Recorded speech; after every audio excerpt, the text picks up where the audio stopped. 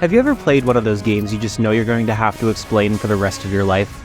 In case you haven't heard, Ever Crisis is a free-to-play mobile game that aims to adapt the original Final Fantasy VII universe into a single title.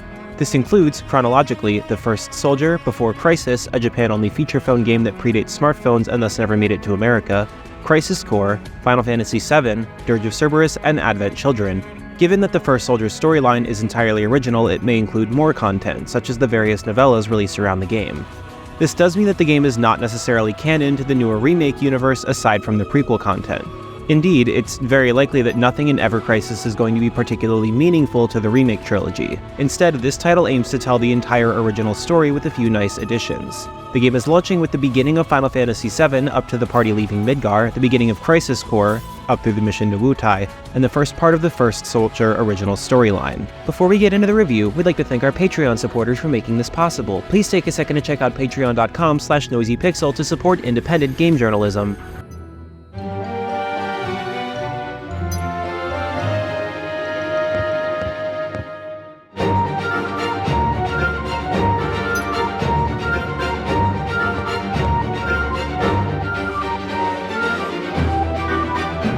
Starting with the story presentation, it's exhilarating to play the limited dungeon crawling parts that faithfully recreate the style of pre-rendered PS1-era maps, with Ever Crisis opening with a condensed version of the bombing mission that prologues the original title.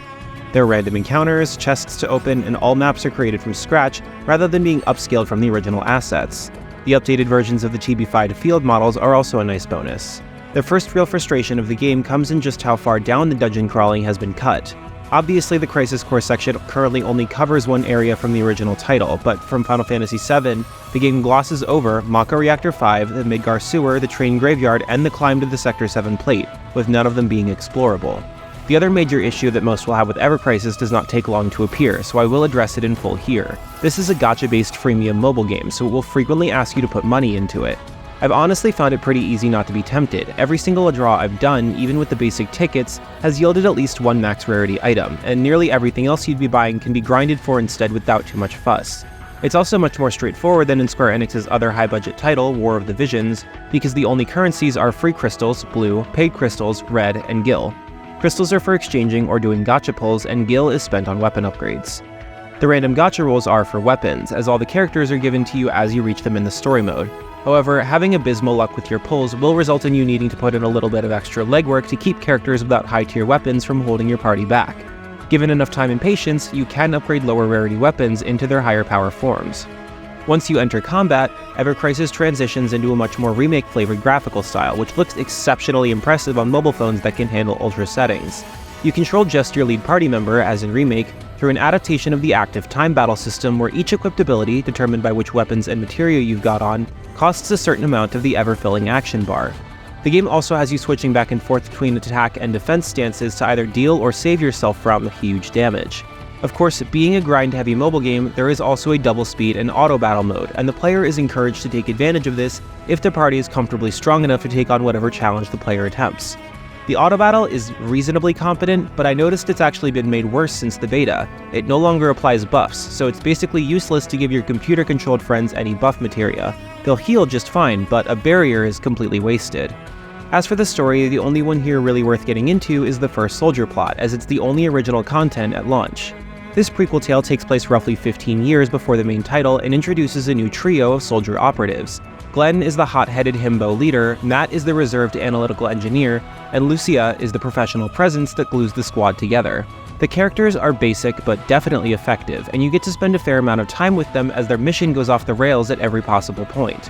They've been sent to a remote island to scout a location for a new Mako reactor, and after their helicopter is attacked and crashes on a seemingly deserted smaller isle off the coast, they start to discover the presence of a living civilization. This story is being billed heavily as an origin of sorts for Sephiroth, who you meet near the end of the current content. Still, I appreciate the approach of continuing to give us the outside perspective rather than playing its cards too soon by putting you right into his head. In my opinion, Sephiroth is best utilized as a mythic figure first, and I'm not sure whatever answers we get will be as compelling as the mystery still surrounding him anyway. My two biggest concerns with this title are both related to its longevity. I'm still mourning the loss of both Tales of Cristoria and Tales of Luminaria, which prided themselves heavily on the ambitious stories they were going to tell over many years of service, only for one of them to not even run for 12 whole months before shutting down. I'm worried the same is going to happen here. Conversely, I'm also worried that this game is aggressively monetizing the wrong aspects of itself. Ever Crisis does not look like a cheap game to run, but the many opportunities it pushes at you to spend its paid currency will essentially just make grinding easier or allow you to acquire new weapons. Getting all the characters for free is nice, yet the efficiency passes are too pricey to consider weekly, and the weapons don't make a huge difference in your power level as far as I've told so far. My solution to this would be to make the booster passes monthly rather than weekly for the same price currently being charged, and to put character costumes into the gachapon system to entice players more. Ever Crisis is releasing at a precarious time for mobile games. What it's promising is enticing, and I've had a lot of fun with it thus far. But when Square themselves just recently shut down multiple other titles, some less than a full year into service, it's hard to be that optimistic about its future. I hope their gamble here pays off and this becomes as big a hit as they're clearly looking for, because it's one of the best in its genre of the year. Noisy Pixel is giving Final Fantasy VII Ever Crisis a 7.5 out of 10. Thanks for watching. This video is brought to you by our supporters on Patreon. Noisy Pixel is run by a group of gamers providing independent gaming coverage through news, reviews, previews, and more. Check out our Patreon to help support our continued growth, and subscribe to keep up with all of our future content.